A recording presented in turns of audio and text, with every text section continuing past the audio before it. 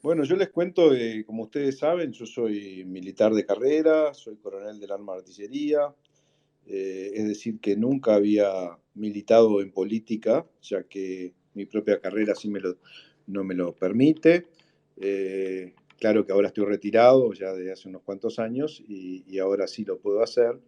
En realidad, nosotros en noviembre del 2018, algunas personas relacionadas, conocidos, algunos amigos, otras que no conocíamos, pero sí que tenían cierta relación entre sí, nos reunimos y vimos de que había un, una parte que no estaba, digamos, abarcada, no se sentía representada por el sistema político, una parte importante de la población. Y es así que comenzamos a hablar y fundamos lo que nosotros le llamamos el movimiento social artiguista. Y en ese momento nosotros no sabíamos si íbamos a empezar nuestra actividad política para las elecciones del 2019 o íbamos a empezar en el 2024. Esa es la verdad. También estuvimos conversando o estuvimos viendo nuestros distintos puntos de vista de si, no, si íbamos a hacer un nuevo partido o nos íbamos a integrar como un nuevo movimiento de otro de los partidos. Claro que en ese momento habíamos pensado en los partidos llamados tradicionales, ¿verdad? El Partido Blanco y el Partido Colorado.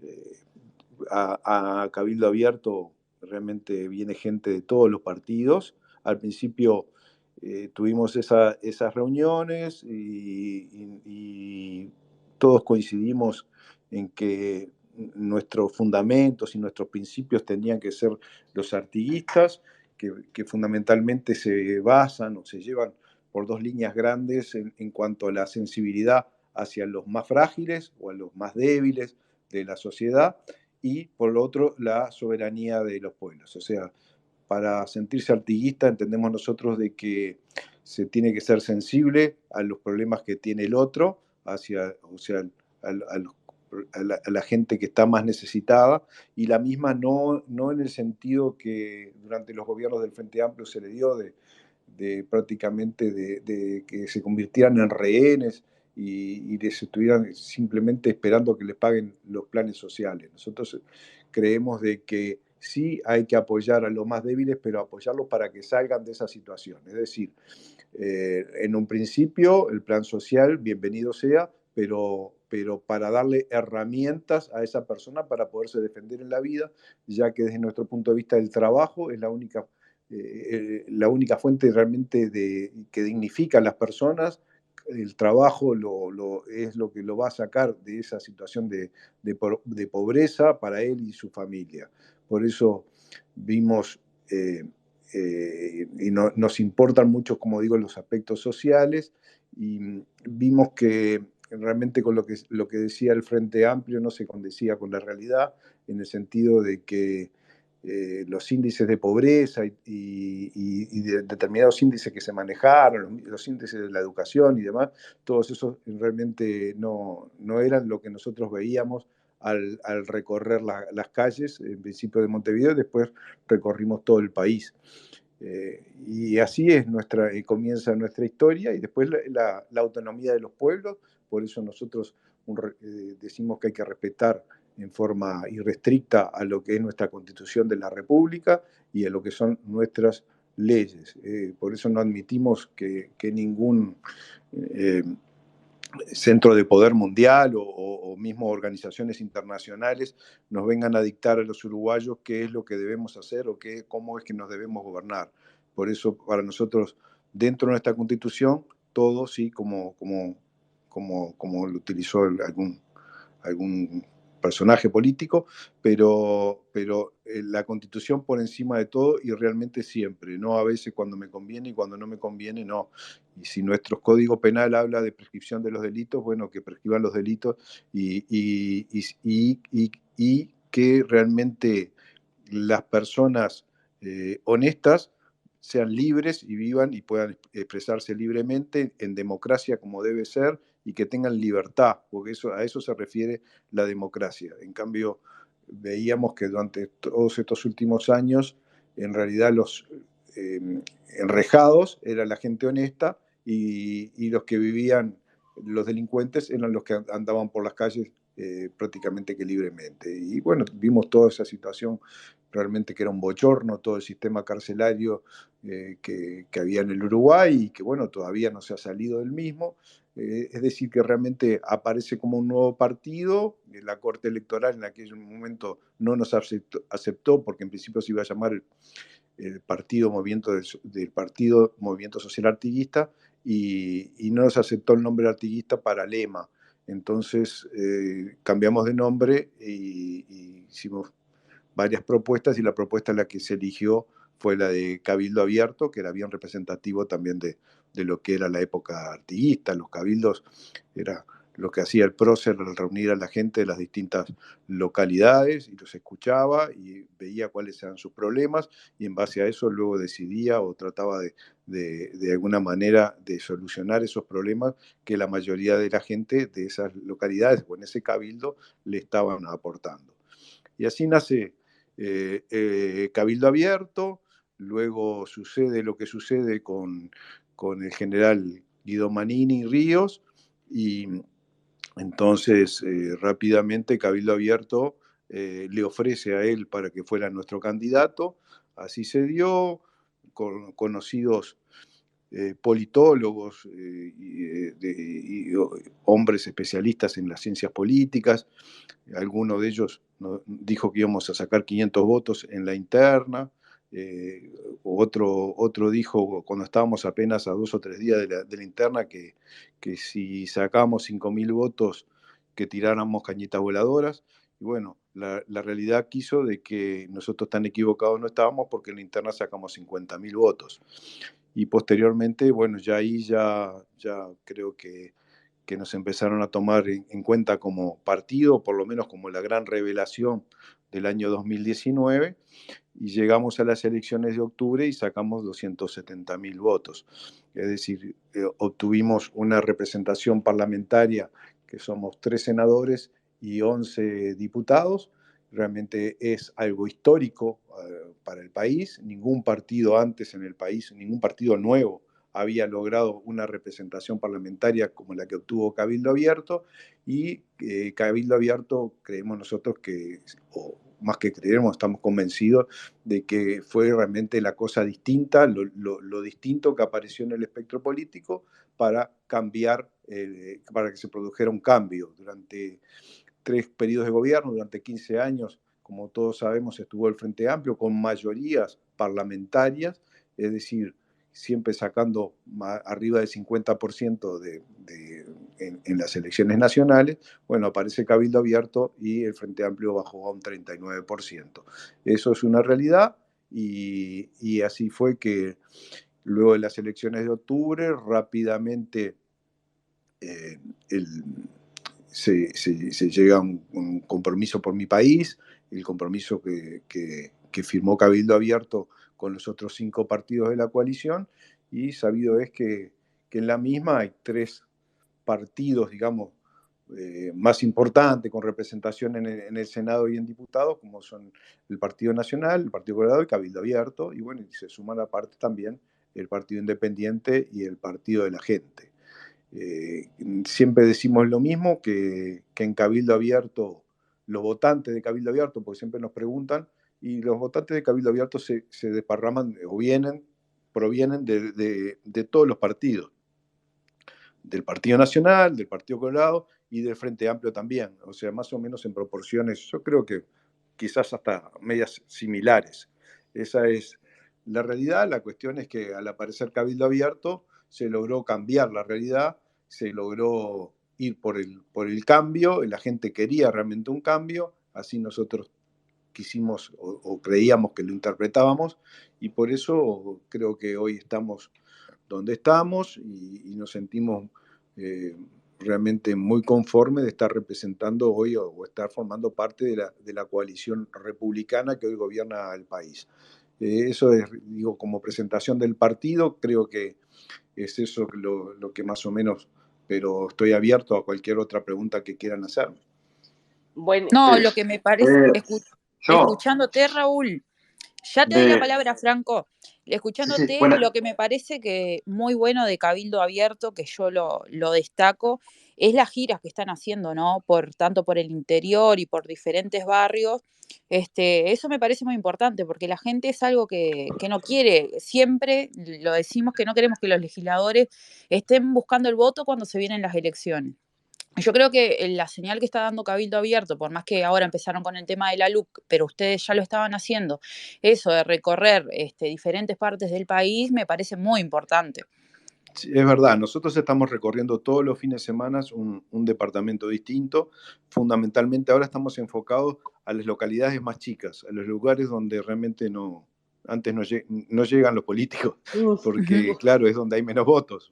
Tal cual. Pero nosotros estamos enfocados en eso y estamos recorriendo las distintas localidades chicas, algunas que sinceramente yo jamás había estado, ni siquiera les había Ni de conocido el nombre. nombre. Ni de nombre, sí, ni de nombre, lo digo con total sinceridad y lo dije ahí cuando hablamos un poco ahí en esas localidades, de que para mí era la primera vez que iba ahí, porque son colonias muy chicas, lugares muy pequeños, y realmente es una gran satisfacción escuchar, o sea, más allá de lo que nosotros decimos, también, o sea, siempre decimos con tres grandes objetivos. Uno es explicarle a la gente qué es lo que estamos haciendo, cuáles son nuestros principales proyectos de ley, o sea, rendirle cuentas, si se quiere, a la gente, luego escuchar cuáles son sus inquietudes, cuáles son sus problemas, y también como tercer eje importante, digamos, allí es hablar de la ley de urgente consideración a los efectos de informar a la gente, a los ciudadanos, qué es lo que se pretende hoy derogar. Eh, Esa es la situación y todos los fines de semana estamos yendo sí, a departamentos distintos. buenas tardes, buenas noches, señor senador. Buenas noches, ¿qué tal? Mi nombre es Franco Alfonso, soy del departamento de Salta, de la localidad de Villa Constitución. Bien, bien, estuvimos por ahí, también tuvimos el gusto de Sí, estar sí, en Villa Constitución, claro que sí. tuve el agrado de poderme sacarme una foto con el senador Manillo Río y con la senadora, con la ministra. Bien, Fue una perfecto. experiencia fue mi primera entrevista, ya que estoy estudiando periodismo. Ajá. Eh, Sí, sí. sí, nosotros ahí en Salto estuvimos en distintas localidades. Bueno, Villa Constitución ya es grande, pero en Ujú. Biasini, en Colonia Rubio, en Itapeví, estuvimos todos en pequeñas localidades y aparte también sí en Villa Constitución, que fue digamos, el lugar más grande que estuvimos. Sí, sí. Acá lo más principal es sí, la falta de, como decir, de ideas que tienen con respecto a la LUC. Desafortunadamente aquí se ha llevado a que la LUC es malo, cuando en realidad es todo lo contrario. Claro, digo, la LUC lo que hace, de alguna forma, interpreta los cambios que los partidos de la coalición de gobierno, de la coalición republicana, antes de la elección, durante la campaña, le propusieron a la ciudadanía, y la Exacto. ciudadanía votó por ese cambio. O sea, digo, la LUC fue el instrumento que se eligió por lo menos para contemplar muchos de esos cambios, no todos por supuesto, y no todos tampoco van a la velocidad que nos gustaría que los cambios fueran mucho más rápido, pero bueno, la realidad es esta y de alguna manera creo que la LUC lo que hace es eso, interpretar los cambios que la ciudadanía votó en octubre del 2019 y en diciembre del 2019. Tal cual, estoy totalmente de acuerdo porque además justamente todo ese discurso Por supuesto. de que la gente decida, o sea, la gente ya decidió, la gente ya eligió, nos están haciendo elegir de nuevo, ¿no? Más allá de que obviamente el referéndum es legítimo y están en su derecho de juntar las firmas, ese discurso de que la gente decida, claramente la gente ya decidió, son ellos los que no les gusta lo que la gente decidió. Este, Sí, Eh, coincido totalmente. aquí, Sin duda que la sí, sí. gente votó ese cambio y por eso es que, digamos, los políticos hoy interpretamos el cambio que la gente quería y quiere. Entonces, obviamente que el Frente Amplio lo que está buscando es de alguna manera trabar esos cambios de que la mayoría de la gente quiere para el país. Senador, Sí. Franco, ¿tú tenés una disculpa que pregunta? Sí, sí. Dale. ¿Cómo ve? Sí, ¿cómo, después que se acabe este gobierno, hay posibilidad de que Cabildo Abierto siga con esa fuerza que tiene actualmente?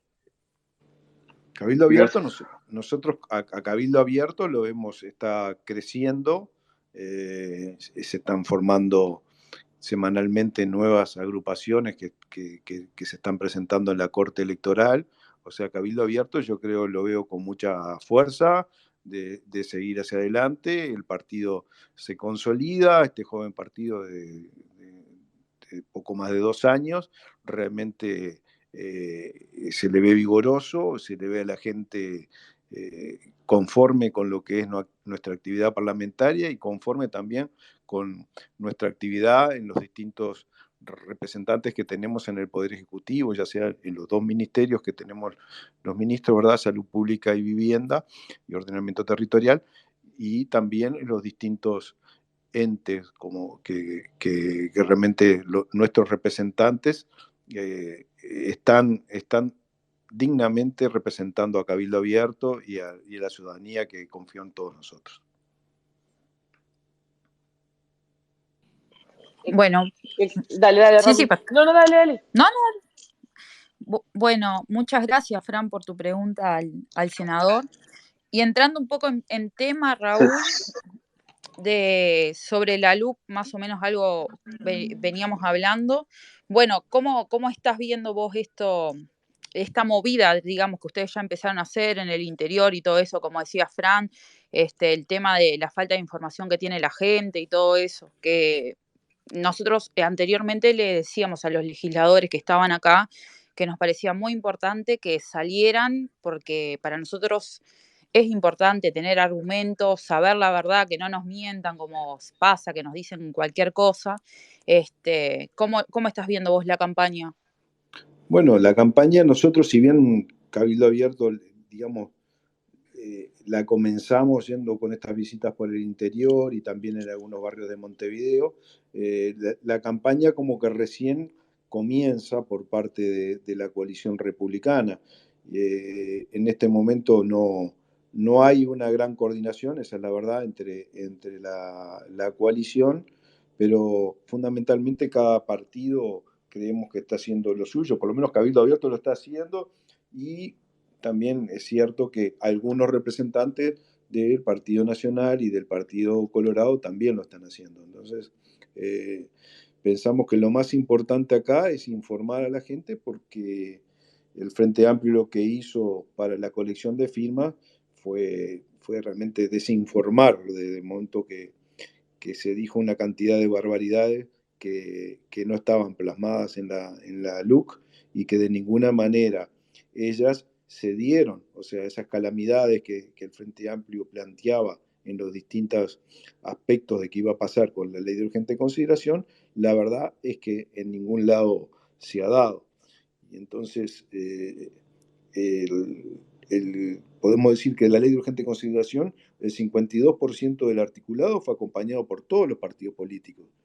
Incluso también hubieron 4 artículos que fueron votados por el Frente Amplio, como son el 135 y el 136, que son sobre la educación, y el 235 y 236 de los precios de paridad de importación de los combustibles, que hoy se pretenden derogar. O sea, el Frente Amplio demuestra esa incoherencia y prácticamente fue el Frente Amplio, si se quiere, adoptado por el PIT-CNT, que también es cierto que, como que no sé por qué, si es por aquello de lo políticamente correcto o qué, que nosotros, por lo menos en lo que me es particular, siempre repito que yo no soy políticamente correcto, y entonces me gusta decir a las cosas como son. Entonces, al PICNT siempre lo vi como, no al PICNT como organización sindical, que obviamente está consagrado en la Constitución de la República y deben existir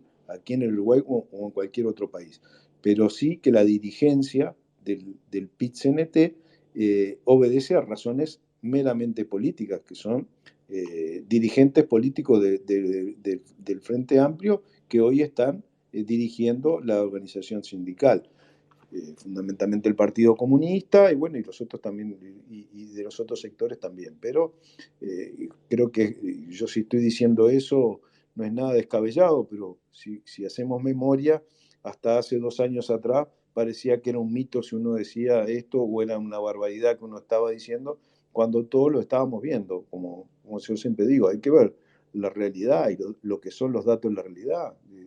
Si la pobreza realmente en el país había bajado durante estos 15 años, como decían, entonces ¿cómo podía ser que los asentamientos no dejaron de crecer durante los 15 años de gobierno del Frente Amplio? Y entregan en el 2020, o sea, pre-pandemia, antes de la pandemia, había más de 200.000 uruguayos viviendo en situaciones indignas en los asentamientos irregulares. Eso es una realidad que nadie lo puede negar, y también la pandemia nos descubrió rápidamente que más de 400.000 uruguayos tenían trabajo, pero eran informales, o sea, trabajos en los cuales no aportaban. Y esa debilidad se vio claramente cuando aparece la pandemia. Eso, entre otras muchas realidades que podemos detenernos a hablar en cuanto a la educación, lo mismo. Siempre, durante los gobiernos del Frente Amplio, siempre parece que el tema es más presupuesto para la educación, pero nunca fueron mejores objetivos. Que yo creo que lo que debe de primar es la calidad de la educación, que todos los uruguayos tengamos la oportunidad de educarnos y tener un nivel cultural de los mejores, como fue antiguamente, como fue hasta hace no tantos años. El Uruguay estaba encabezando en América como el país con mejor nivel de educación y mejor nivel cultural. Hoy estamos realmente estamos en el otro extremo, nos dejaron en el fondo de la tabla, y eso creo que es innegable. El Frente Amplio lo trató de ocultar con muchas cosas, por ejemplo, cuando se iban a las pruebas PISA y se dejó de ir, o sea, los niveles educativos, cuando empezaron a hacer el pase social que le llamaban, y realmente lo único que les importaban eran los índices, es decir, ver cuántos pasaban de año y sin importar cuál era la calidad de la educación que se le estaba brindando, porque a esas cosas se llegaron, lamentablemente, porque en ese paradigma defendido por el Frente Amplio, acordémonos que cuando empiezan en el primer gobierno, ellos decían que la sociedad era la responsable de la delincuencia, porque condenaba a la gente a la pobreza. Eso es lo que nos repetían durante el primer gobierno del Frente Amplio sobre todo, pero después, claro, lo dejaron de decir, porque como también nos repetían todos los días que la pobreza había bajado, no condecía cómo.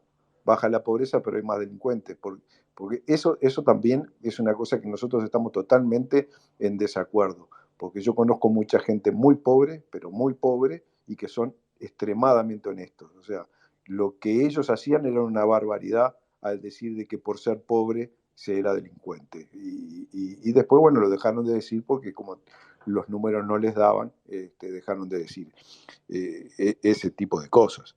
Esa es la realidad. Pero en cuanto a la ley de urgente consideración, se puede, en los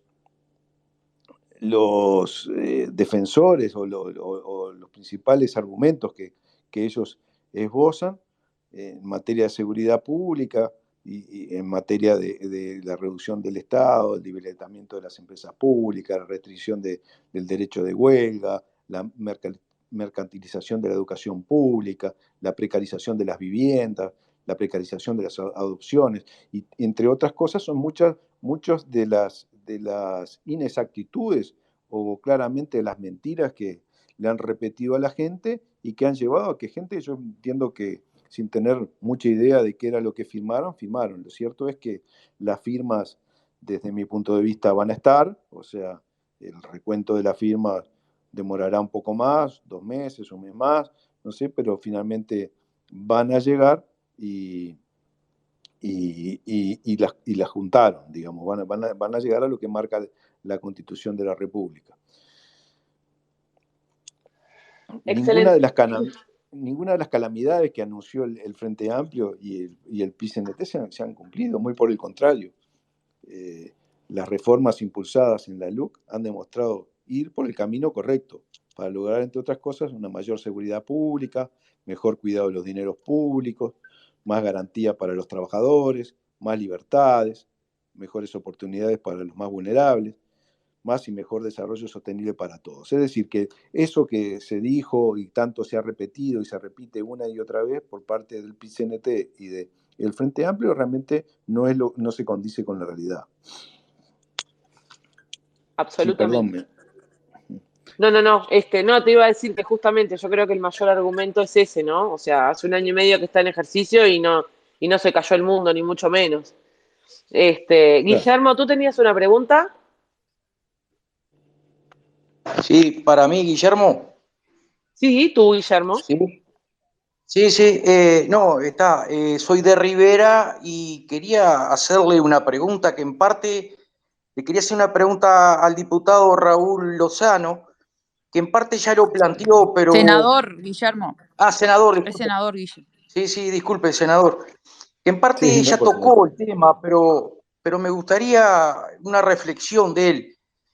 ¿Qué opina él que en el Uruguay las instituciones gremiales se encarguen de hacerle oposición al gobierno?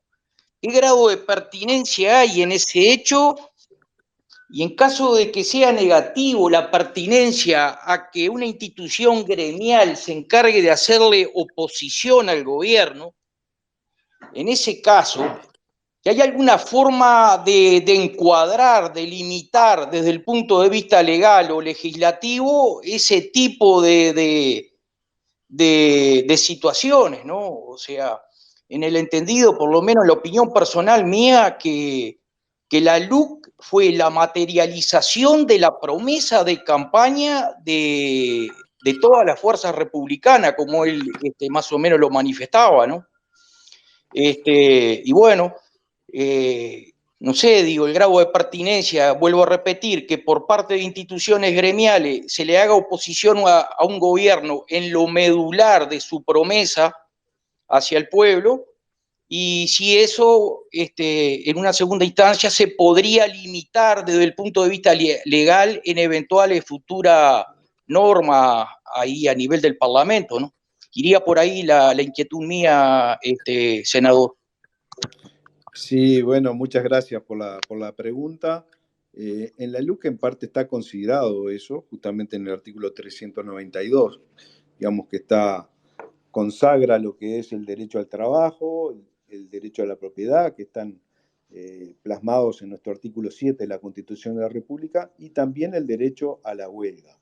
Es decir, que el derecho al huelguista a hacer huelga, el derecho al que quiere trabajar que pueda trabajar y el derecho a la dirección de la empresa a poder entrar a su propiedad.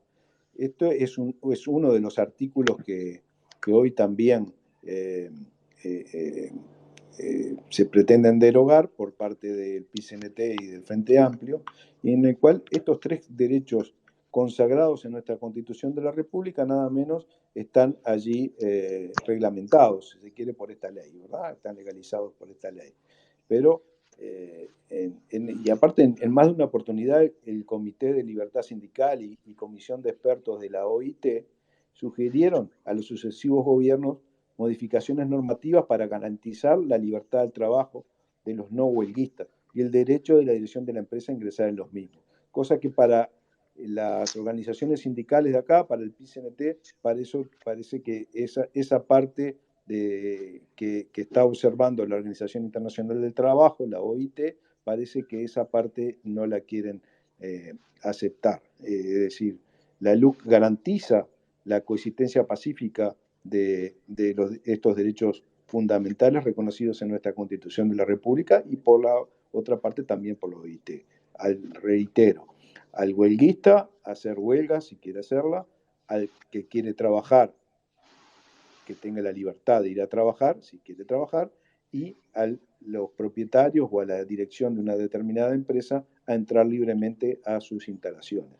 Eso es lo que dice la ley de urgente consideración y que realmente con lo que te manifestaba o me preguntaba, creo que sí, evidentemente hoy por hoy la organización sindical PICNT, o sea, la dirigencia del PICNT, hoy está respondiendo a los lineamientos ideológicos del Frente Amplio y es por eso de que vemos ahora, yo no creo de que sea casualidad, de que en una misma semana el Frente Amplio hace 2 interpelaciones a 2 ministros distintos la semana pasada, a su vez eh, protagonizan esa huelga en el puerto de Montevideo, lo mismo hacen en la planta de UPM2, parece más que sean cosas concertadas, que no sean cosas así como miradas a la liviana. Por eso yo no tengo empacho en decir de que la dirigencia del PICNT responde a los intereses del propio Frente Amplio, que la verdad es que pone los palos en la rueda lo máximo posible al gobierno de la coalición. Pero Cabildo Abierto lo que pretende es tender puentes justamente de que no esté una mitad del espectro político poniendo palos en la rueda o del país, la mitad del país poniendo palos en la rueda y la otra mitad gobernando, sea quien sea, en este caso es la coalición republicana, que no esté la otra parte, bueno, menos de la mitad, por cierto, pero el 39% que tuvo de votación del Frente Amplio, obstaculizando lo que son los cambios que la mayoría votamos o que la mayoría queremos. Entonces, eso es lo que nosotros pretendemos y que las organizaciones sindicales defiendan los derechos de los trabajadores, defiendan el salario de los trabajadores, que defiendan todo lo que tiene que ver con su horario de trabajo, todo lo que tiene que ver con sus derechos, con sus herramientas, con la forma de trabajar, digamos, con las mayores comodidades posibles. O sea, eso son lo que para nosotros entendemos que las organizaciones sindicales, para nada estamos contra las organizaciones sindicales, deben defender. No así cuando vemos claramente de que se meten en temas que realmente son políticos, que no tienen nada que ver ni con los trabajadores, ni con los derechos del trabajador, ni con nada.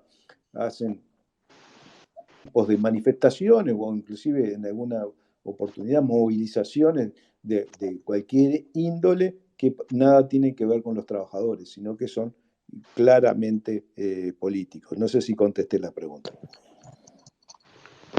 Sí, muchas gracias. Sí, muchas gracias, Raúl. Muchas gracias, quedó claro. De cualquier manera, esa extralimitación que una institución gremial hace, poniéndose de oposición política a un gobierno, que era la segunda parte de la intervención mía, si eso de alguna manera se puede limitar a través de norma en el libre ámbito democrático y legal, ¿no?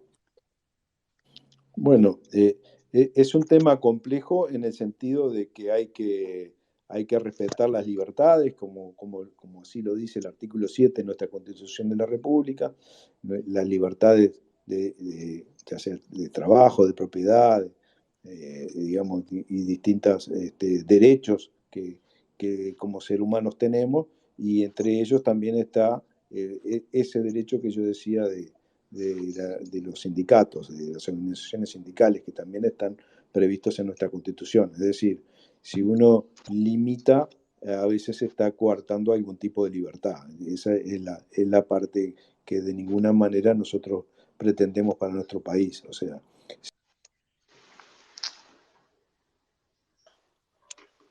Muchas gracias, Guillermo. que no sea Ay, perdón. un brazo político. Muchas gracias. Sí. Se le cortó ahí a Raúl la terminación. Hola. Hola, escuchan? Raúl. La parte final ahí no te habíamos escuchado. Sí, decía de que de ninguna manera las organizaciones sindicales o gremiales se pueden constituir en un brazo político de un partido. Tienen que defender los derechos de los trabajadores. Es para eso que existen. Esa es su razón de ser y no es la de tomar determinaciones del tipo político, cualquiera sea la clase, salvo que se esté, digamos, determinando algunos derechos para los trabajadores, pero no no esos aspectos que a veces toman, como vemos el PICNT, con medidas hasta de tipo que son asuntos internacionales o de relaciones exteriores, que nada tienen que ver con los derechos de los trabajadores. Muchas gracias. Nacional Oriental.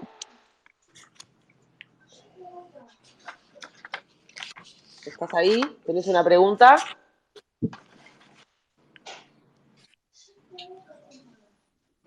Nación Oriental es una agrupación de Cabildo. Sí, sí. Si están ahí para hacer una pregunta. Bueno, No. parece que no. Bueno, entonces pasamos a Washington. ¿Washington? ¿Nos escuchás, Washington?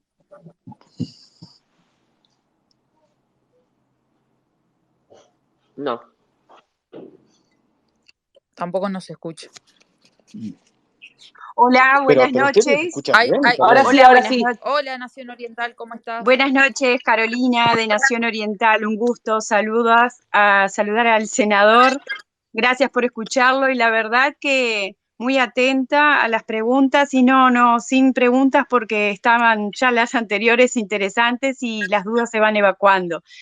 Muchísimas gracias. Excelente, Carolina. Washington, ahora sí. Bueno, no nos escucha. Seguimos entonces, Raúl. Seguimos como contando. Bien.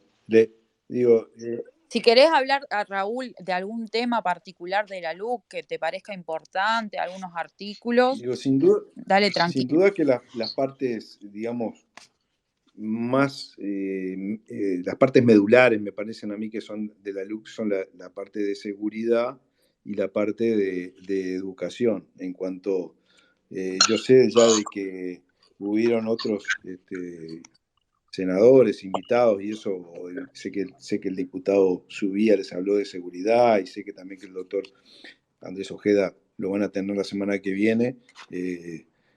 Solamente podría referirme en cosas generales, pero me parece mejor referirme a algunas otras cosas de algunos otros de las sesiones aquí de la ley de urgente consideración.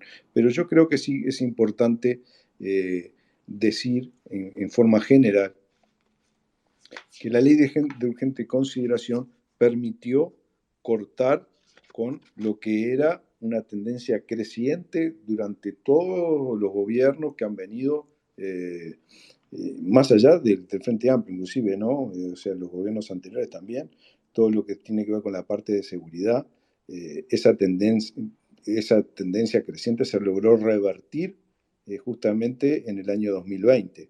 Entonces, allí creo que los datos de la realidad son los que realmente nos tienen que importar y es lo que vemos, ¿no? Que en el 2019 hubieron lamentablemente 336 homicidios y que en el 2020 266, o sea, hubo casi un 21% menos de homicidios. Con las rapiñas lo mismo, un 11% menos de rapiña, con los hurtos lo mismo, un 19% menos de hurto, violencia doméstica también un 4,5 menos, abigeato también fue el delito de estos mayores que tuvo menos disminución, pero también bajó. Creo que es importante ver esa tendencia, porque es una tendencia que siempre fue creciente durante todos los años, y durante los 15 años de gobierno de Frente Amplio fue prácticamente que exponencial, cómo crecían los delitos y cómo los ciudadanos cada vez nos sentíamos más indefensos ante el crimen y ante la delincuencia. Tal es así que era el tema más importante, digamos, que afectaba a los uruguayos, era el tema justamente de la seguridad. Creemos que ya para marzo del 2021 los datos dicen de que la seguridad había dejado de ser el principal problema de los uruguayos y pasó a ocupar el tercer lugar con tan solo un 18%, cuando anteriormente era en el 2019 un 47% de la población lo manifestaba como el primer gran problema. Eso es lo que dicen algunas empresas encuestadoras, y creo que es un dato de la realidad que es importante, ¿no? Algo similar también pasa con lo que tiene que ver con la educación, que al igual que la seguridad, si bien nosotros no estamos conformes con los cambios que han habido todavía, pensamos que tendrían que ser mucho más, digamos, todavía nos parece que vamos por el buen camino, pero realmente creemos de que estamos esperando otra cosa, ¿no?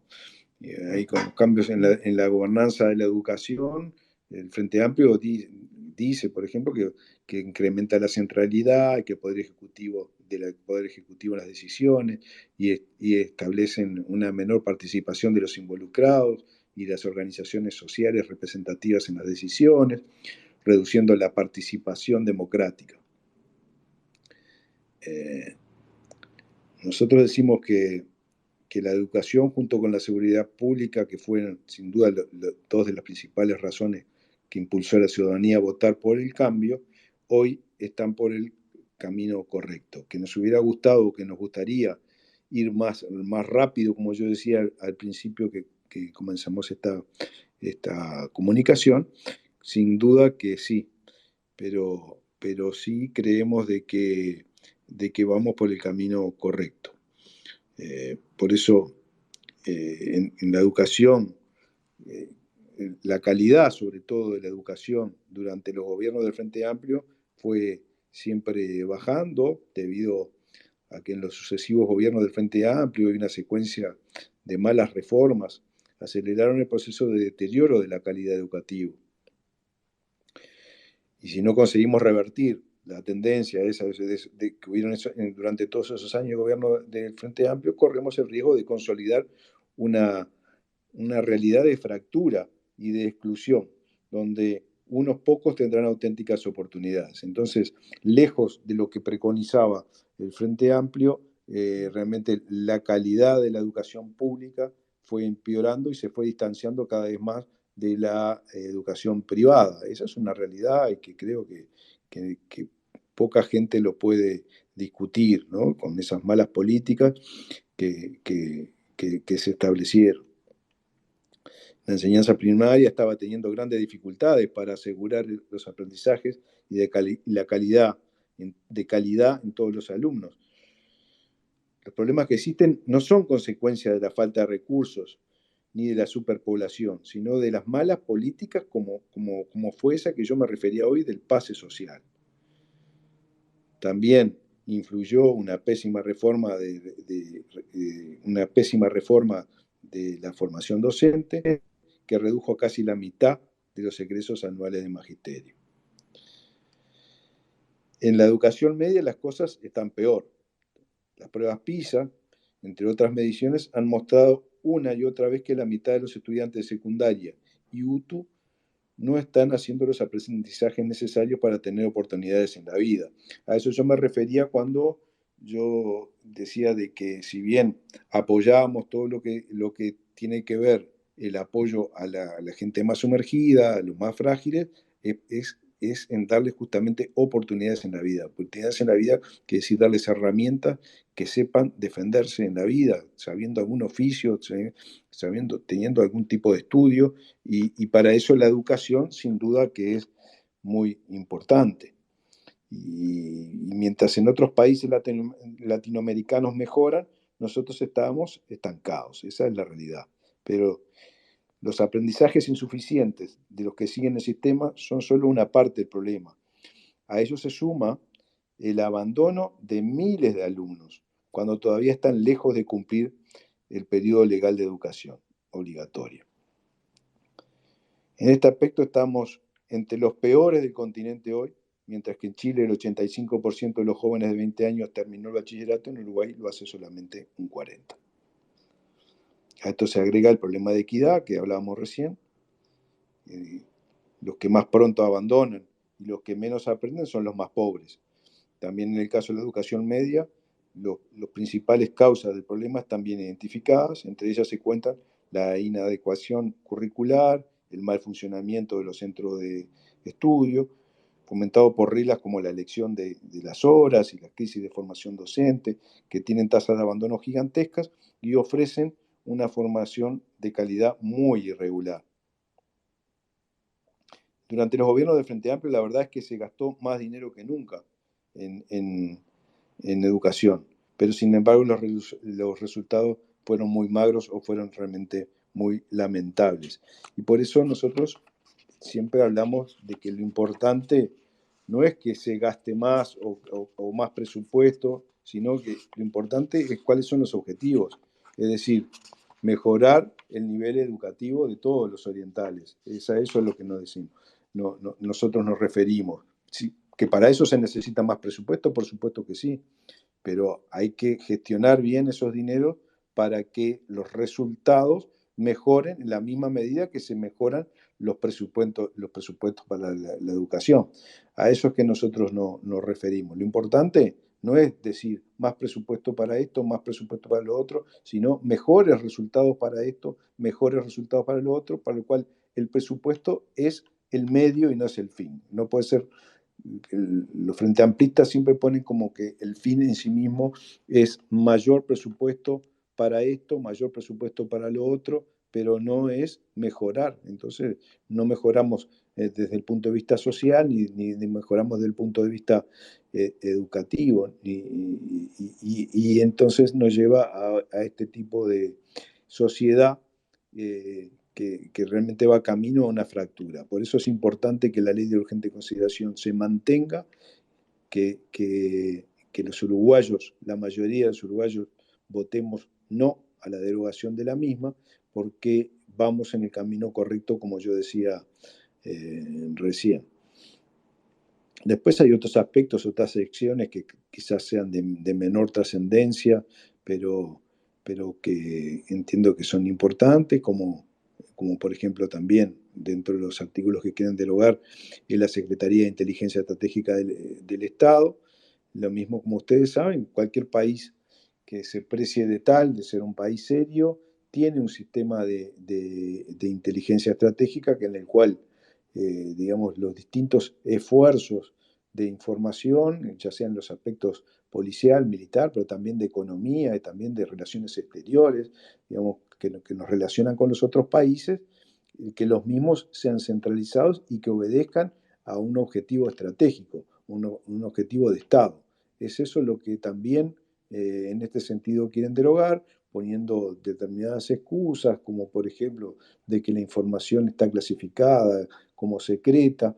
Digo, con ningún país nosotros vamos a tener ningún relacionamiento serio de inteligencia si nosotros no les aseguramos que la misma no va a ser divulgada, que la información, por ejemplo, si es información en cuanto a narcotráfico, por ejemplo, no puede ser de que el Uruguay divulgue esa información. Entonces, claro que los narcotraficantes andarían campeando por todo el mundo y ninguna agencia de inteligencia internacional se va a venir a proporcionar nada si no se le asegura un mínimo de reserva. Y bueno, eso es lo que nosotros decimos que es importante. También se dicen otras mentiras y falsedades más, como que la misma no va a tener control legislativo, lo cual también es mentira, ya que la Secretaría de Inteligencia Estratégica del Estado es una dependencia así de presidencia, pero está formada por órganos, ya sean del Ministerio de Interior, del Ministerio de Defensa, del Ministerio de Relaciones Exteriores, del Ministerio de Economía y Finanzas, es decir, que todos dependen de algún ministerio, y esos ministerios obviamente que obedecen al control legislativo. Esos ministros pueden ser llamados a sala por cualquier actividad y también, por supuesto, por este tipo de actividades que sean correspondientes a la inteligencia. Por eso, esta sesión, si bien no es de las más importantes, creo que para el país que nosotros creemos en un país que vaya hacia adelante, que mire al mundo y que crezca, y que se fortalezca, y entendemos de que esta es una actividad que es muy importante para el país, para lograr los objetivos nacionales y siguiendo determinados lineamientos estratégicos que obviamente es el Poder Ejecutivo quien los va a determinar o los debe determinar. Entonces, para eso también hay que combatir al crimen organizado y se necesita de cooperación internacional, de inteligencia. Y para que esa colaboración sea efectiva es necesario dar a los demás estados la seguridad de que la información secreta que comparten no será divulgada públicamente, como recién decía yo. Nadie brinda información si no tiene garantías para hacerlo. Esta es otra sección que entiendo que es importante. Hoy hablamos también de la sección con respecto a lo que tiene que ver con la huelga y el derecho al trabajo. Entendemos que también es importante. Y lo mismo acontece con lo que son los piquetes, digamos, que sabido es que los quieren también derogar. Nosotros entendemos de que se debe respetar el piquete como si se quiere, como una demostración, pero también se debe de respetar la libertad de circular. O sea, no nos pueden impedir a nosotros circular por determinados lugares, salvo de que esté debidamente autorizado, que obedezca alguna razón.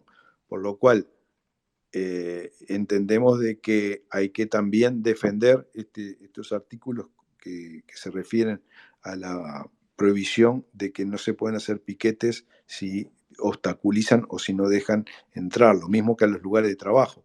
Si hacen un piquete en una determinada empresa, en el lugar de trabajo, y no dejan entrar a los trabajadores que quieren libremente entrar a trabajar, no se está cumpliendo con esta libertad de circulación, ni tampoco la libertad de las personas que quieran trabajar, que lo puedan hacer.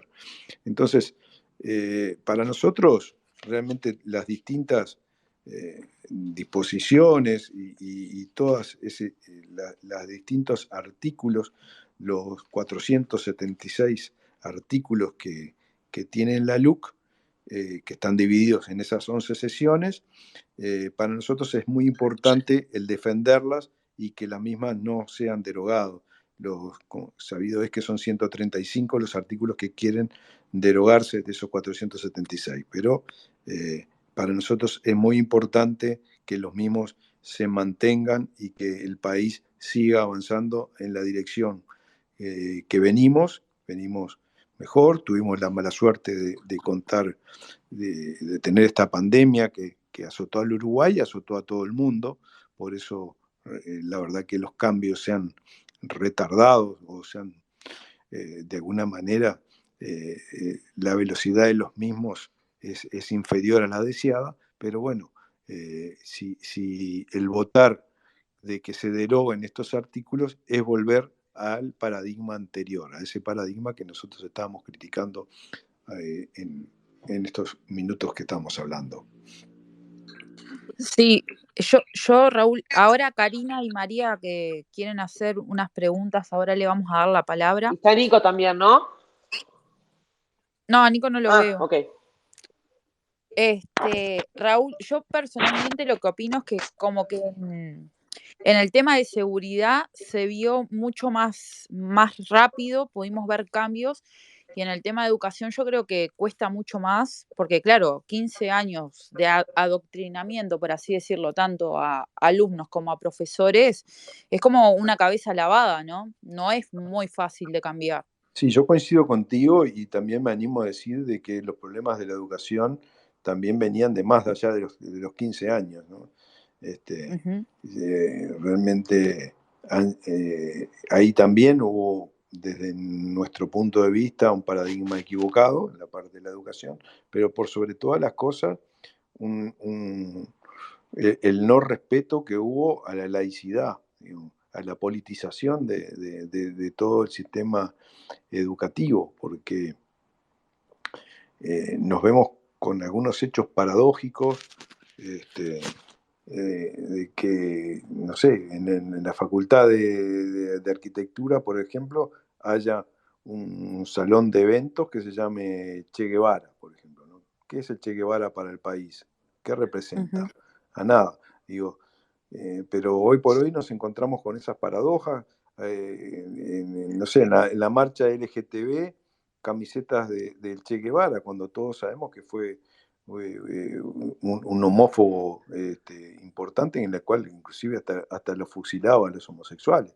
Entonces, ujú, el llamado carnicero de la cabaña, Che Guevara, digamos, se hizo una idealización de una persona porque obedece a una determinada ideología. Y bueno, y lamentablemente en nuestros centros, en nuestros estudiantes, creen como que se trató de un luchador social cuando era una persona que fusilaba él directamente a las personas que se lo oponían. O sea, no. Vemos esas paradojas realmente en lo que es nuestro sistema educativo en el cual se politizó el mismo y ahora, como tú decías, es difícil el poder revertir eso, porque obedece realmente a lo que debe ser hoy por hoy una batalla cultural. Digamos. Tenemos que volver a lo que es nuestra identidad nacional, a lo que son nuestros principios y valores que lo fueron desde siempre, como son la familia, comunidad básica de la sociedad y lo que tiene que ver con todo lo que son nuestras creencias en nosotros mismos.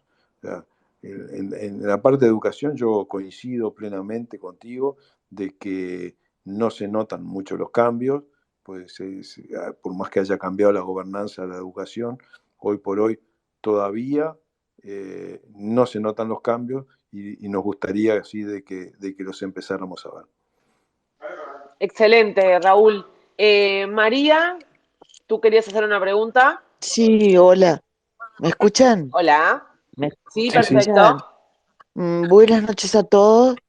En primer lugar, agradecer al senador por acompañarnos y seguir evacuando dudas con respecto a la luz.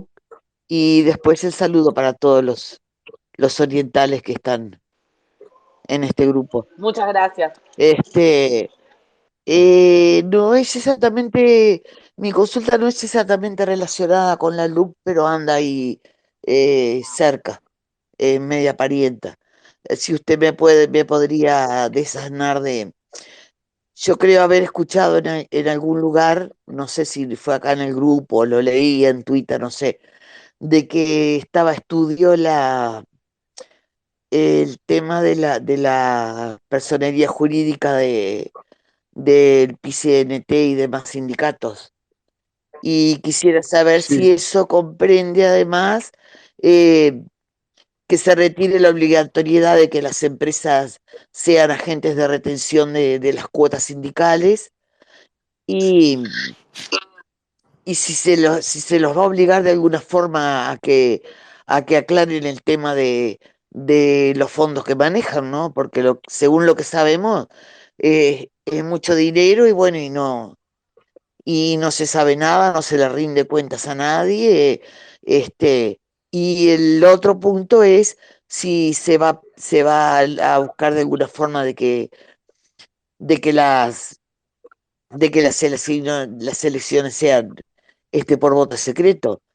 Porque digo, a mí en realidad es un tema que me preocupa muchísimo porque estoy viendo todo lo que está pasando al respecto con esta gente. Debo reconocer que hace muchísimos años yo milité en AEBU y justamente me retiré de la militancia y del sindicato por las internas que se manejaban, era increíble, era para escribir un libro. Entonces veo que esto hoy por hoy sigue avanzando y que como que yo pienso que en lo personal, para mí el presidente es una persona muy inteligente y debe estar buscándole la vuelta para repeler, digamos, de alguna forma todo esto que está pasando, sin coartar libertades, sin que se digan que este gobierno es represor, ni que de repente por ahí puedan cargarnos con algún herido o algún muerto. Y me gustaría saber si usted me puede desasnar respecto a los puntos que le planteo hasta donde pueda, hasta donde le sea posible, senador. Sí, claro que sí. Por supuesto, muchas gracias María por la pregunta. Esa es otra de las preocupaciones para Cabildo Abierto. El año pasado, en junio del año pasado, o sea, hace más de un año atrás, el diputado Sebastián Cal, que es diputado del departamento de Maldonado por Cabildo Abierto, presentó un proyecto de ley justamente para obligar a las organizaciones sindicales a que tengan personería jurídica. En la misma también se establecía el tema de la no obligatoriedad del pago, que digamos que las empresas le descuenten directamente del salario al trabajador para hacerse parte afiliado a la organización, y atendía también la realidad del voto secreto entre la propia organización. Es decir, ese proyecto de ley, lamentablemente, en todo este año no hemos tenido la respuesta que nos hubiera gustado, en este más de un año que ha pasado, pero sí, de alguna manera, fue lo que inspiró a que el Poder Ejecutivo ahora, hace poco, mandó un proyecto de ley, o sea, el fundamentalmente el Ministerio de Trabajo, ¿verdad? Y Seguridad Social es quien lo diseña, inspirado en ese proyecto de diputado Cal, por lo cual, si bien podemos decir de que el proyecto que viene del Poder Ejecutivo vino con algún cambio, un poco más light, si se quiere, a lo propuesto por el diputado Cal, hoy por hoy ya está en el Parlamento, ya está en diputados, se va a estudiar, digamos, en la Comisión de Asuntos Laborales y Seguridad Social de diputados, y desde allí luego se le dará seguramente media sanción y pasará a la Cámara de Senadores. O sea, pensamos de que a la brevedad tendría de que ser aprobado este proyecto de ley de personería jurídica para las organizaciones sindicales. Es realmente muy lamentable lo que sucede acá con el PICNT, que no tiene personería jurídica, pese a ser una organización sindical que tiene muchísimos años, nunca se les exigió personería jurídica, entonces tampoco se sabe, se tiene claridad en cuanto a la transparencia de los manejos de esos dineros, que muchas veces se dice, bueno, son unos pocos pesos que cada trabajador aporta, pero en realidad si uno lo multiplica por los 370.000 afiliados que dicen que tiene, vemos que es una cifra muy importante de dineros que les entran mensualmente, y que no siempre esos dineros van dirigidos hacia la defensa de los trabajadores, sino que nadie sabe bien en qué se gastan. Esto creemos de que al exigirse la personería jurídica se van a poder auditar esos dineros, se van a poder auditar esos libros como corresponde, y van a tener que llevar una contabilidad como corresponde, que hoy por hoy nadie sabe para qué usan los dineros, y muchas veces nos dejan a nosotros la sensación de que los dineros del PICNT terminan en el Frente Amplio. Eso es la opinión que tenemos nosotros. Es un tema muy importante, coincidimos María con usted, es un tema muy importante y que deseamos de que tenga solución, porque nosotros siempre decimos de que lo que hay que atender son los reales problemas de la gente. Y ese es un real problema que muchos tienen en nuestro país, porque están afiliados a una organización sindical que no sabemos nada hacia dónde van esos dineros, no, son totalmente cuentas oscuras en que no tenemos ninguna certeza de qué es lo que hacen con los mismos. Sí, sí, aparte, le comento, no sé si usted vino a Tacuarembó cuando hubo una reunión de Cabildo Abierto después de las elecciones, hará, no sé, creo que fue el año pasado, no recuerdo, que vinieron todos, que fuimos las madres, que somos integrantes de Amor Exigente, que somos un grupo de ayuda y autoayuda para padres y personas con adicciones que tuvimos todos ahí. Somos un grupo de personas particulares que trabajamos voluntariamente y tramitamos la personería jurídica. Porque, digo, desde mi punto de vista, cualquier institución dentro del país que no tiene personería jurídica, como que no existe. Es como que un ser humano no tenga credencial o cédula. Totalmente de acuerdo, María, totalmente de acuerdo. Y por eso es que nosotros impulsamos la personería jurídica, porque pensamos de que es la forma de mostrar su propia existencia y darle claridad y transparencia a la misma, y que el trabajador tenga la libertad, inclusive de que no se le descuente directamente por parte de las distintas empresas de su salario. Nosotros entendemos de que cada trabajador tiene que ir y aportar si quiere pagar su cuota de afiliación mensual.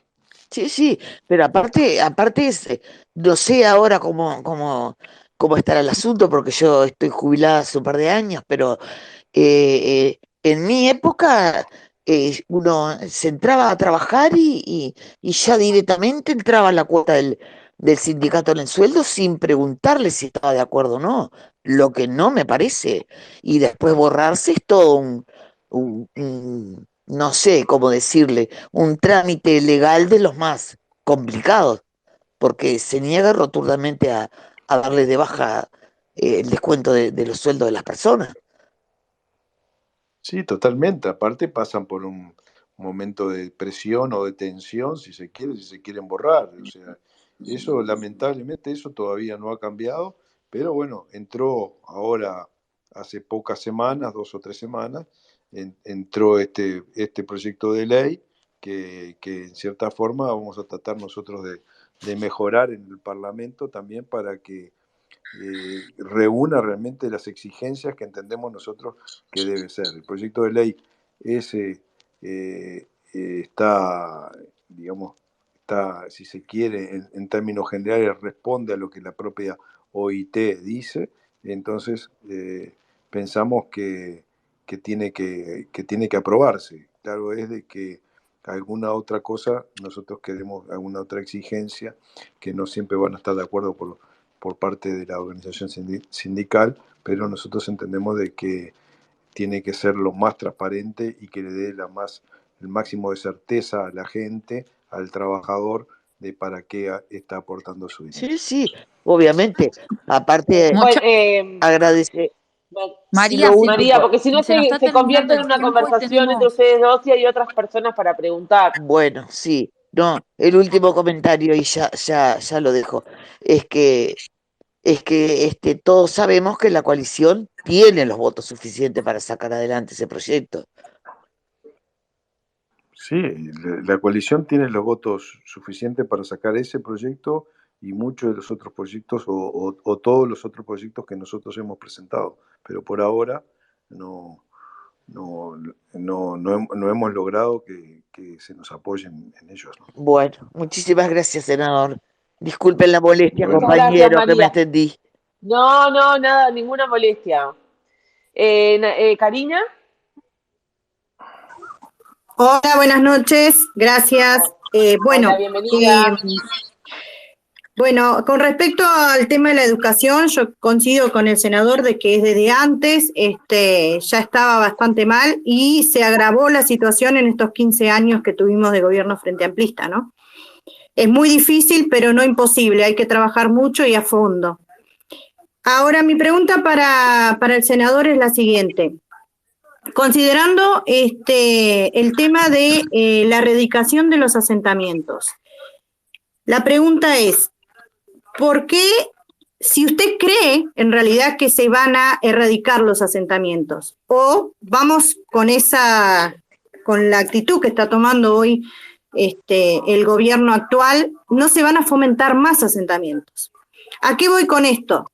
Yo soy de la localidad de Empalme Olmos, y hace más de 13 años que venimos luchando para tener acceso a viviendas, a posibilidad, a oportunidad de crear viviendas, incluso de MEVIR. Y no queremos que nos regalen nada, queremos pagar y pagar las cuotas correspondientes, porque somos personas de trabajo, personas que aportamos y que merecemos también una oportunidad de vivienda digna. Sin embargo, no hemos tenido la oportunidad de acceder a un plan. Y hoy por hoy nos toma de que si creamos un asentamiento, bueno, vamos a tener oportunidad de que nos den una vivienda. Entonces hoy pienso, ¿por qué se sigue castigando más al trabajador y no se fomenta algo al que al trabajador también le den oportunidad? La pregunta es ¿por qué hoy se está haciendo políticas, se sigue haciendo políticas, no para ayudar ni para el trabajador, para el que aporta, sino para el que hoy, si quiere, va a un asentamiento? Acá en Canelones hemos visto un crecimiento altísimo de asentamientos en estos 2 últimos años. Y estoy seguro que van a entrar al plan de erradicación del asentamiento, o sea que van a tener vivienda. ¿Por qué no se da al trabajador oportunidad? Y la segunda pregunta que le quiero hacer, si el senador lo permite, es, quería saber qué opinión tiene usted o qué opinión tiene Cabildo con respecto a la propuesta que hizo Silvana Pérez Bonavita con el tema de la natalidad, ¿no? Con que tiene que haber un crecimiento de la natalidad. Yo quisiera saber qué postura tiene usted con respecto a eso, y obviamente Cabildo Abierto me interesa, porque hoy vivimos una realidad muy cruda con los niños, donde hoy los niños tienen que comer en una olla popular, viven en un asentamiento, no tienen los recursos básicos, porque el Estado hoy no se lo brinda. Y asimismo queremos fomentar que haya más niños, donde hoy padres no tienen un trabajo sustentable para darles de comer o para brindarles un techo. Donde usted bien sabe que acá, por lo menos acá en Canelones, Cabildo sabe muy bien porque ha recorrido muchos lugares, muchos asentamientos donde niños tienen que comer en una olla popular porque si no, no tienen qué poner en el estómago. Porque sus padres no tienen un trabajo para darles de comer o para sustentar lo que normalmente tienen, ¿no? Un techo, salud, comida, ropa, donde yo trabajo socialmente y todos los días estoy donando ropa para niños, championes, porque los papás no tienen para comprar. Entonces, ¿por qué hoy plantean eso en el Parlamento con el Estado en el que tenemos? En vez de fomentar creaciones de fuentes de trabajo sobre todo para las mujeres, ¿no? Para que las mujeres puedan sustentarse, sustentar a sus hijos, sustentar a su familia, sin estar dependiendo del Estado, de que el Estado les dé un plan. Entonces, esas son mis 2 preguntas que tengo para el senador. Y bueno, muchísimas gracias al espacio, como siempre, Orientales. Siempre estoy ahí al firme. Muchísimas gracias. Bueno, muchas gracias, Karina. Como usted sabe, nosotros estuvimos allí también en Empalme Olmos, también estuvimos allí con los cabildantes fundamentalmente, o con todos los vecinos que se quisieron arrimar ahí a donde nosotros hicimos nuestra reunión o nuestro cabildo allí en Empalme Olmos, y atendemos los problemas. Creo que usted estaba también presente allí. Pero sí, con respecto a esas 2 preguntas, yo coincido con usted con el tema de las viviendas. Yo siempre digo, si hacemos lo mismo, los resultados van a ser lo mismo. El Frente Amplio durante los 15 años hizo determinadas políticas sociales y los asentamientos no dejaron de crecer. Siempre continuaron creciendo. Tal es así que se convirtieron en más de 650 asentamientos que hay a lo largo y ancho del país durante los gobiernos del Frente Amplio, o sea, antes de la pandemia. En la pandemia, claro está que hubo un problema importante en cuanto a lo que tiene que ver con el empleo y que hubieron algunas fuentes de trabajo que hoy por suerte se están recuperando y hoy por hoy hay algunas señales alentadoras en cuanto a son nuestros índices macroeconómicos y también en cuanto a la generación de empleo que también usted se refería. El Ministerio de Vivienda y Ordenamiento Territorial, el Ministerio de Vivienda tiene distintos planes, no solo para los asentamientos. Ahora se está hablando, ¿verdad? Porque está el tema del fideicomiso a veces para tratar de erradicar los asentamientos. Ojalá lo pudiéramos hacer. Creo yo de que tenemos que fijarnos por lo menos algunas etapas u objetivos intermedios en el cual por lo menos vayamos disminuyendo o por lo menos para neutralizar lo que es el crecimiento que ha habido durante todos estos años de los asentamientos. Pero aparte de eso, el Ministerio de Vivienda también tiene la Agencia Nacional de Vivienda, como usted sabe, o los distintos tipos de cooperativas, ya sean las de Fugbank o las cooperativas del Banco Hipotecario, con todos sus problemas y problemáticas que han tenido, aquellas que pagan en unidades reajustables.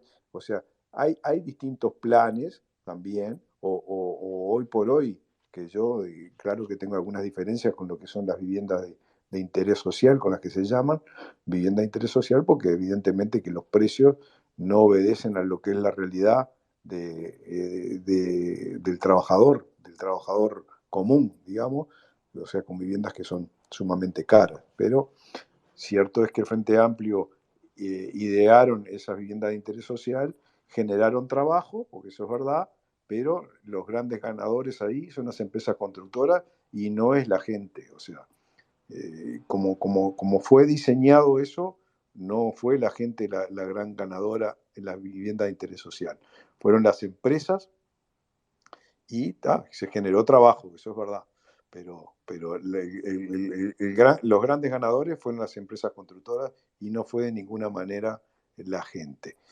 Pero sí, yo coincido con usted que lo que hay que alentar es el trabajo y generar puestos de empleo. Para generar puestos de empleo se necesita inversión, se necesita que la gente quiera invertir en el país y quiera generar fuentes de trabajo. Para eso es necesario que tengan estabilidad desde el punto de vista sindical y que tenga seguridad jurídica también. Es decir, son distintos los componentes y que para aquel que obviamente va a establecer empresa de lo que fuere, siempre su interés va a ser en ganar y tenemos que verlo eso como una cuestión lícita, porque de momento que decimos no puede, el inversor no puede ganar, obviamente que el inversor no va a invertir en nada, el inversor siempre va a querer ganar dinero y nos parece que si se quiere eso lo tenemos que admitir y que eso es lógico, si no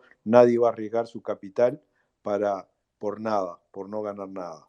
Y el trabajador y el empresario, lejos de tener una lucha de clase, lo que tiene que ser es una integración social del trabajo, porque uno y el otro son importantes. El inversor es muy importante para proveer de mano de obra al trabajador, y el trabajador para el inversor, porque el inversor no va a poder hacer funcionar ninguna empresa si no tiene trabajadores.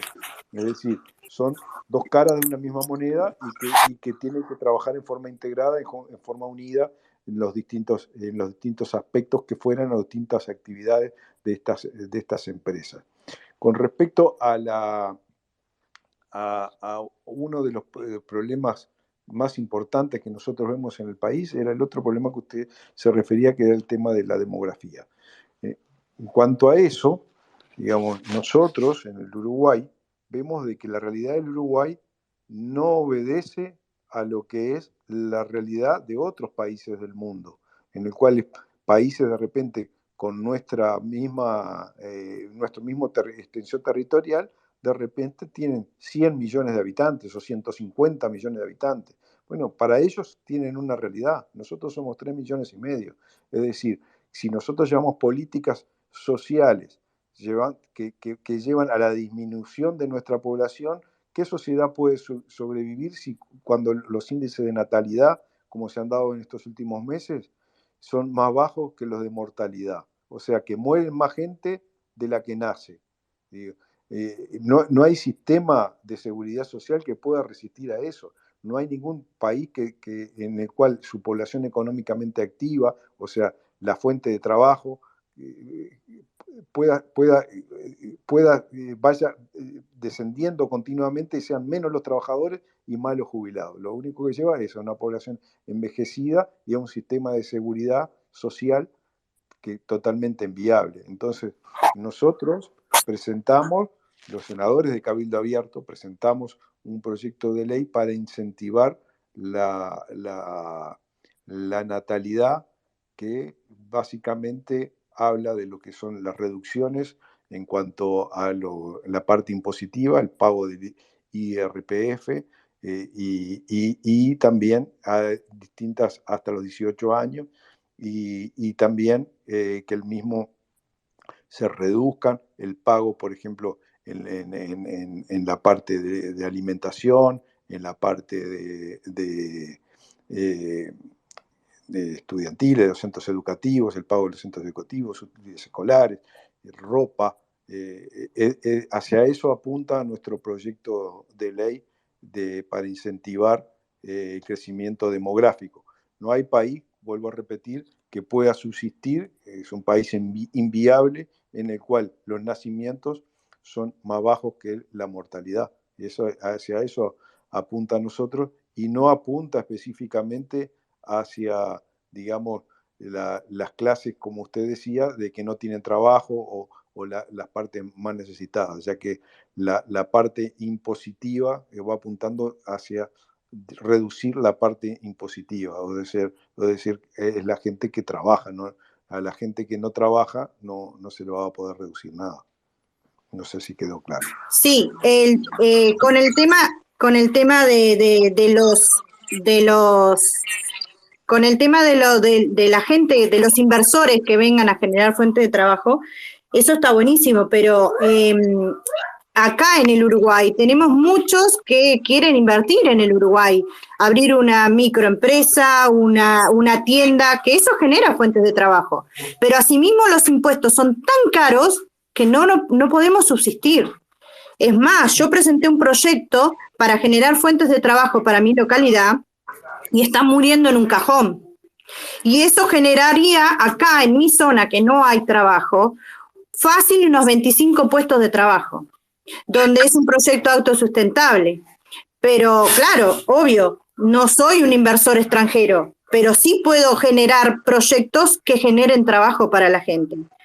Entonces, a veces estamos mirando más para afuera y no tanto para adentro.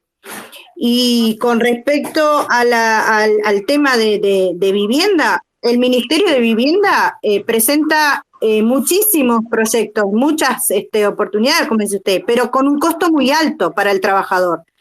Hoy un trabajador, el sueldo base es alrededor de los 23, 24 mil pesos. Y si tiene que pagar mucha plata mientras construye una vivienda, no tiene para vivir. Tiene que estar en un hacinado con algún familiar hasta que se haga la vivienda o hasta que, porque no tenemos un recurso desde el Ministerio de Vivienda, que nos digan que tenemos un acceso, a una cuota accesible o un préstamo accesible para poder generar vivienda. Entonces, eso tampoco se ha estudiado, porque el trabajador en sí no tiene oportunidades, porque el costo es muy alto. Y los sueldos son muy bajos, obviamente, ¿no? El costo de vida está muy alto. Pero bueno. Cari, muchas gracias perdona que te estemos cortando, pero ya tenemos que terminar, que Gerardo va a hacer la última pregunta, que también hace rato que está esperando, porque ya estamos casi pasados de hora por el senador. Dale, gracias, Romina. No, de nada. Gera.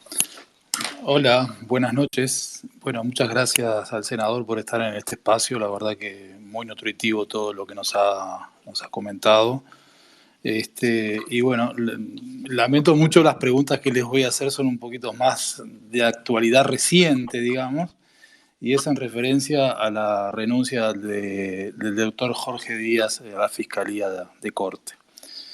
Me interesaría saber cuál es su opinión, su lectura respecto a esa renuncia, y si cree que hay algo más atrás o más allá del porqué que él mismo dio como motivo de dicha renuncia. Es decir, él alegó algo así como que tenía un proyecto laboral privado y bueno, por supuesto se han tejido muchas cosas atrás de esta renuncia.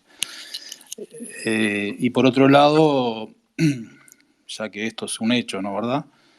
Preguntar, bueno, sabemos que el fiscal hasta abril del 2022 va a ser Juan Gómez y a partir de ese momento va a tener que ser nombrado fiscal de corte por el Parlamento, o va a haber, si hay otros nombres en la ruleta, en el bolillero. Me gustaría saber cuál sería, si es que lo hay, de parte de Cabildo Abierto, ¿no, verdad? Bueno, no sé si se entendió esta última pregunta, pero es eso, saber si hay otro nombre manejado más allá del de Juan Gómez para ocupar el cargo de la Fiscalía. Gracias. Bien, muchas gracias, Gerardo, por la pregunta. En realidad no es de la LUC, pero bueno, con gusto respondemos también. Sin duda de que ustedes saben de que nosotros tenemos grandes diferencias con el doctor Jorge Díaz, por sobre todas las cosas, de cómo él llevó adelante la dirección de la Fiscalía General. O sea, nosotros no ponemos en duda lo que es su conocimiento técnico profesional. Él fue, digamos, en gran parte el artífice del nuevo Código de Proceso Penal y él, digamos, sin duda que es un trabajador realmente que dio todo en lo que él cree que era lo mejor para el país o la sociedad.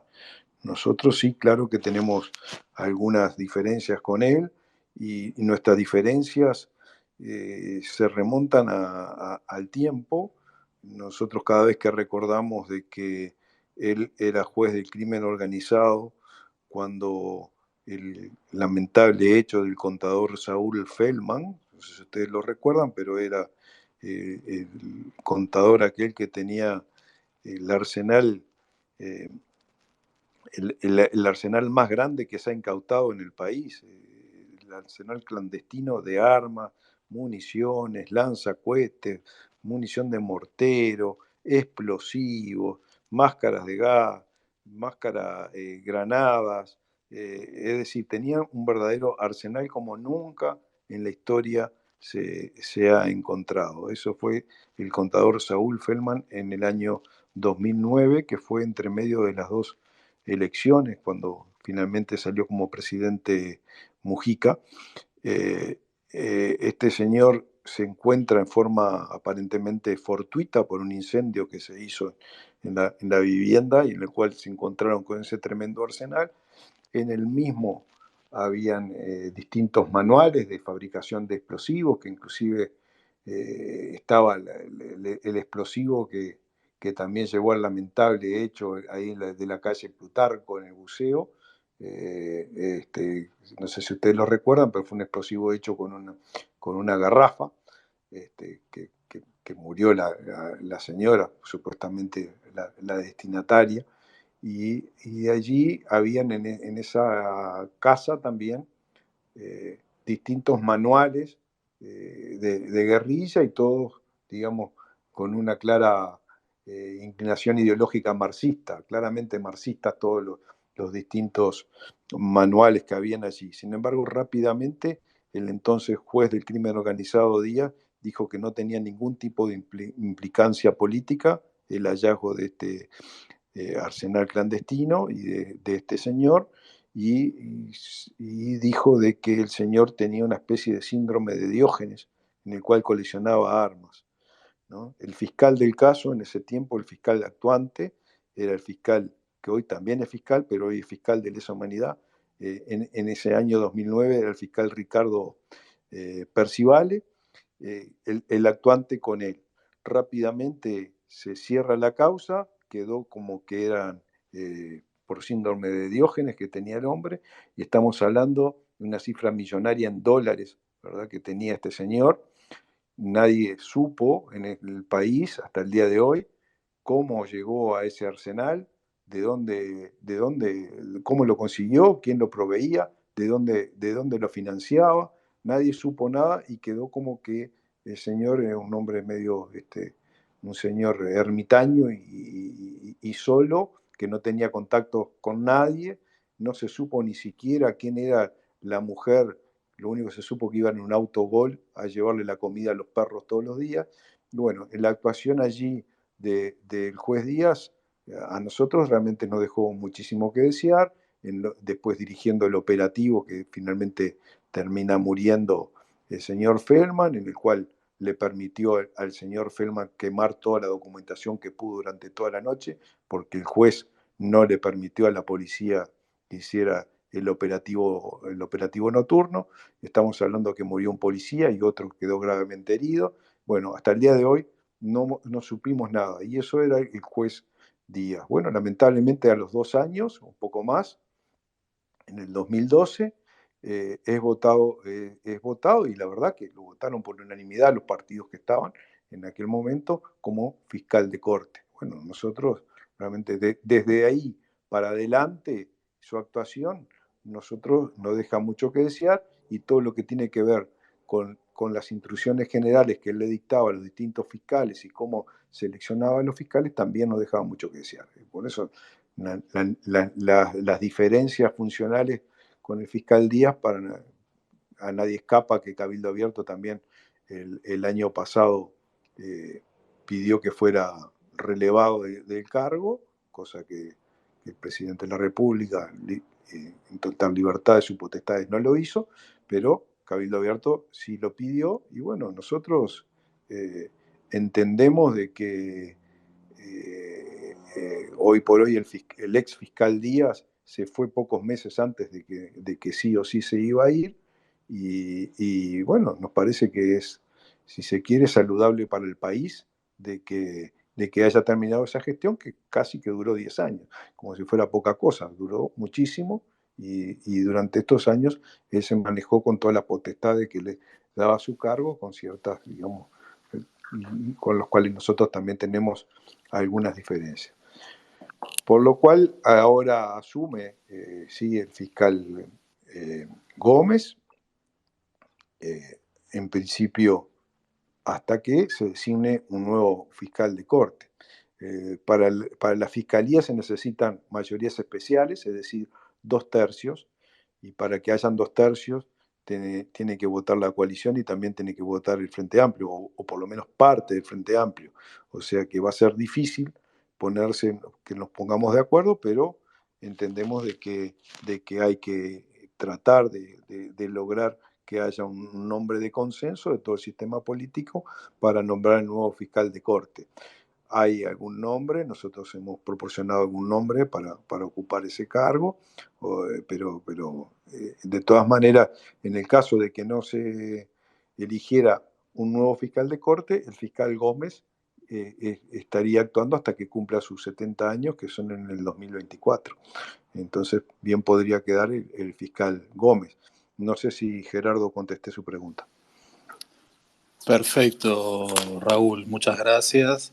Recordarle a todos que Amodio Pérez había reconocido que Feldman fue expulsado del MLN allá por la década del 70, o comienzos de la década del 70, y que además lo había entrenado en el uso de las armas.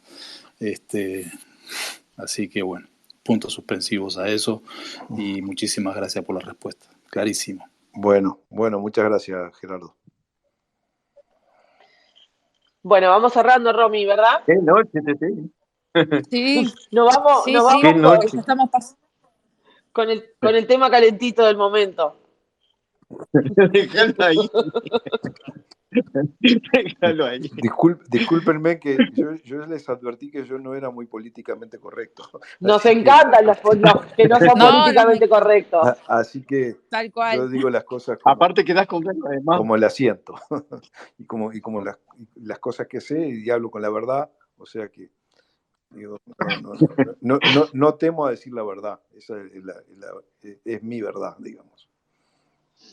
Paola ya sabe que está ahí, que siempre es una oyente nuestra, que puede hablar cuando quiera, que vemos que está que ha salido en los portales estos días, que puede hablar cuando quiera en Orientales del Twitter, que la vemos que tiene mucha info y le mandamos un saludo. Muchas gracias, senador, por el tiempo que estuvo más de 1 hora y media con nosotros, por todo, por responder la respuesta a todos los orientales y por todos los que hoy nos pudo aportar. Bueno, muchas gracias a ustedes por la invitación. Estoy, de más está decir que estoy a las órdenes para un nuevo encuentro por esta vía o por donde sea. Para mí es un placer el poder dialogar, intercambiar opiniones de esta forma democrática, en la cual no todos tienen por qué estar de acuerdo, no todos vamos a estar de acuerdo en todos los puntos, pero sí pensamos de que el país se merece el cambio que el país votó y en ese camino estamos. Somos leales a la coalición republicana, somos leales al gobierno, sin por eso ser obsecuentes. Es decir, nosotros decimos las cosas como nosotros las sentimos, somos Cabildo Abierto, un partido diferente al Partido Colorado y al Partido Nacional, tenemos nuestro propio perfil y nuestra propia forma de ver las cosas. Pero bueno, en el respeto democrático que se debe, y es así que nosotros lo defendemos con todo lo que son nuestras posibilidades y nuestra fuerza, lo que son nuestros ideales, y queremos de alguna forma responder a la gente que depositó su voto y su confianza en nosotros. Muchas gracias a ustedes y bueno, será hasta pronto.